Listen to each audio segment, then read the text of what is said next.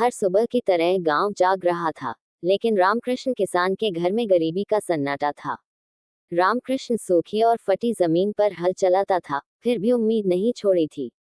घर में माँ चूल्हे पर मुश्किल से खाना बना रही थी और बेटा आदित्य चुपचाप पढ़ रहा था।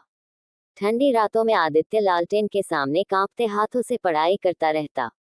पिता उसके सिर पर हाथ रखते हुए कहते, मेहनत करने वाला कभी हारता नहीं बेटा। फटे बैग के साथ आदित्य रोज दूर के स्कूल तक पैदल जाता था। क्लास में हमेशा आगे बैठना और पूरी ईमानदारी से पढ़ना उसका नियम था। टीचर ने पूरी क्लास के सामने कहा, ये बच्चा एक दिन बहुत बड़ा आदमी बनेगा। लेकिन घर लौटकर उसने देखा, इस बार भी फसल बर्बाद हो चुकी थी। पिता टूट चुके थे, लेकिन आदित्य ने गले लगाकर कहा, एक दिन सब बदल जाएगा। कॉलेज में पढ़ने के लिए आदित्य शहर निकला। माँ के आंसू, पिता की उम्मीदें साथ थीं। बड़े शहर की भीड़ में अकेला, जेब में सिर्फ कुछ रुपए और मन में सपने। होटल में बर्तन धोते हुए वह पढ़ाई का खर्च निकालता था। दिन में नौकरी और रात में पढ़ाई, नींद और आराम दोनों कुर्बान। उसने खुद से वादा किया, मैं गरीबी को हराकर दिखाऊंगा। पढ़ाई में टॉपर बनकर उसने डॉक्टरेट अवार्ड हासिल किया। गांव के किसानों की हालत याद कर उसने एक बिजनेस आइडिया सोचा। एक छोटा ऑनलाइन बिजनेस बनाया, गांव की शुद्ध दालें बेचने का। पहली बार खुद बोरी पैक कर उसने कुरियर भेजा। दिल उम्मीदों से भरा था। कई दिनों तक कोई ऑर्डर नहीं आया। आदित्य बिस्तर पर टूट चुका बैठा था। अचानक पहला ऑर्डर आया। आदित्य की आंखों में खुशी के आंसू थे।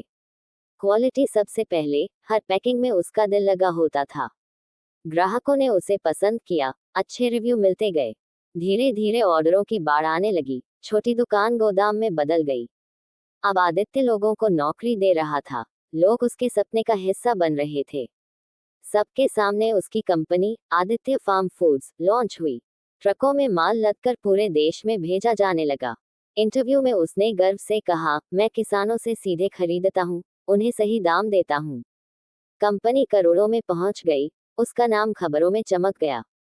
बड़े बिजनेस मीटिंग में सूट पहनकर आदित्य आत्मविश्वास से खड़ा था। सालों बाद एक शानदार कार में वही ग्रामीण लड़का अपने गांव लौटा।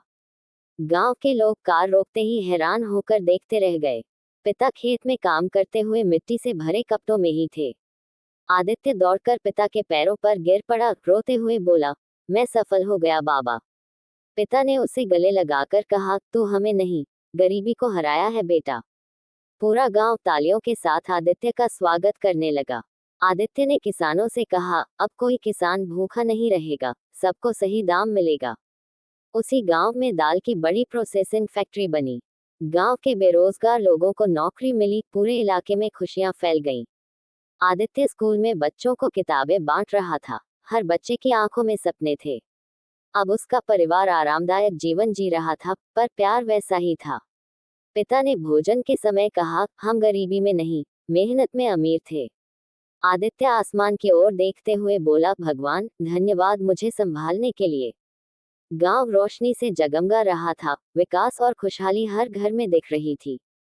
माँ ने उसके सिर पर हाथ रखा, बेटा तेरा दिल अभी भी पहले जैसा है, इसलिए तू बड़ा बना है। फैक्ट्री में कर्मचारियों के साथ आदित्य हंसते और बात करते हुए, सब एक परिवार जैसा। किसान पैसे लेते समय मुस्कुराते हैं, उन्हें पहली बार सम्मान और सही दाम मिलता है। गांव में स्कूल, सड़क और पानी की टंकी बनने लगी, जिंदगी बदल गई। खेत में पिता के साथ चलते हुए आदित्य बोला, ये सब आपकी सीख की वजह से है। आखिरी सीन, आदित्य कैमरे की ओर मुस्कुराकर कहता है, कभी गरीब होने से मत डरना, सपने देखने से और मेहनत छोड़ने से डरना।